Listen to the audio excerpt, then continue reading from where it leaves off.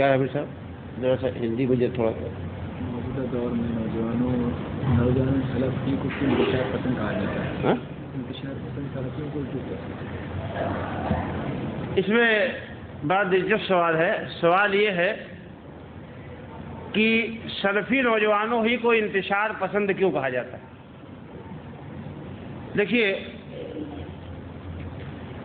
جب بھی کوئی آدمی مکہ میں نیا نیا آتا تھا تو کفار مکہ یہ کہتے تھے کہ خبردار ایک نوجوان ہے جس کا نام محمد صلی اللہ علیہ وسلم، اس سے مت ملنا.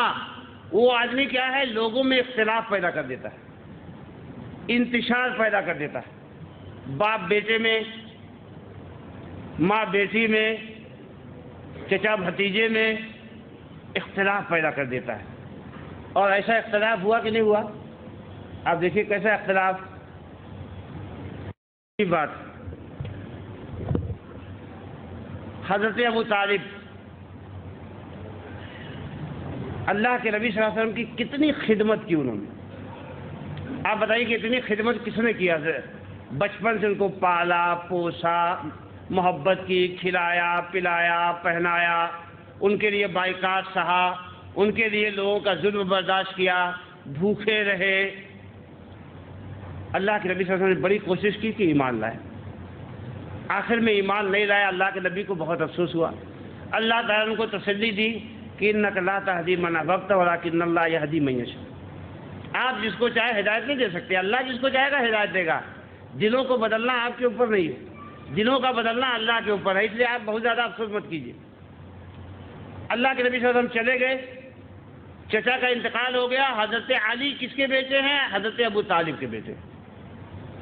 وہ اللہ کے نبی صلی اللہ علیہ وسلم کی خدمت مبارکہ میں حاضر ہوتے. صحیح روایت ہے، علامہ البانی وغیرہ نے کتاب الجنائز میں اس روایت کو صحیح قرار دیا. تو اس میں کیا ہوتا ہے؟ آتے ہی وہ اللہ کے نبی سے کیا فرماتے ہیں؟ یا رسول اللہ ان عمک الضال قد مات.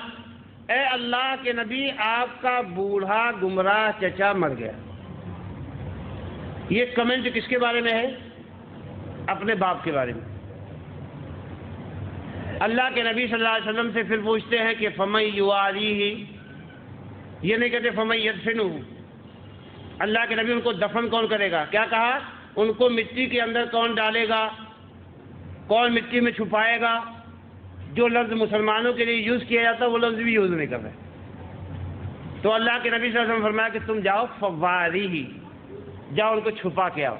آپ نے بھی دفن کا لفظ نہیں استعمال کیا، چھپا کے آؤ. اور آنے کے بعد سیدھے میرے پاس آیا تو حضرت علی کیا کہتے ہیں؟ اے اللہ کے رسول، انہو ماتا مشرکن یا انہو ماتا کافرن. اللہ کے نبی آپ کہہ رہے کہ میں ان کو دفن کروں؟ وہ تو کافر ہو کے مرے ہیں، مشرک ہو کے مرے ہیں. یعنی اتنی زیادہ اپنے باپ سے اتنا بڑا اختلاف کہ دفن کرنے کے لیے بھی تیار نہیں. کہتے اللہ کے نبی یہ تو کافر اور مشرک ہو کر مرے. تب اللہ کے نبی نے کیا کہا؟ نہیں جا کے دفن، تم ان کو دفن کر کے آؤ. کیوں؟ اسلام جو ہے ہر چیز کو ایک لمٹ میں رکھتا ہے، لمٹ سے باہر کوئی چیز کو جانے نہیں دیتا ہے. تو اب آپ دیکھیے کہ حضرت علی کا اپنے باپ سے اختلاف ہے کہ نہیں ہے؟ کیوں ہے؟ دین کی بنیاد پہ. یہ دین تو آیا اسی لیے کہ حق اور باطل کے درمیان تمیز پیدا کر دی. بعض صحابہ نے اپنے باپ کو مار دیا جنگ کے میدان میں، جیسا کہ حضرت ابو عبیدہ رضی اللہ تعالیٰ عنہ کے بارے میں آتا ہے.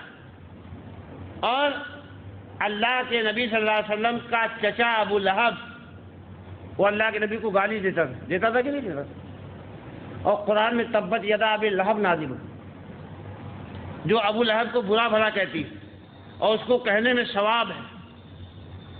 تو ہر زمانے میں جب آپ کوئی ایسی بات کہیں جو لوگوں کے معلوفات کے خلاف ہو تو ظاہر سی بات ہے لوگوں کا اختلاف ہوگا. لوگ ماریں گے بھی، آپ کو گالیاں بھی دیں گے، برا بھلا بھی کہیں گے. تو یہ چیز نیچرل ہے. ہر نبی کے زمانے میں ان کو کیا کہا گیا؟ تم لوگ اختلاف پیدا کرتے ہو.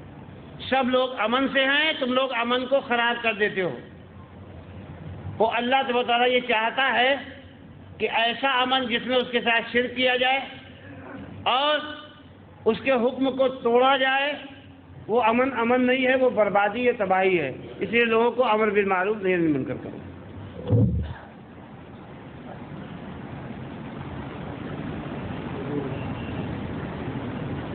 صلی اللہ تعالی علی نبینا محمد.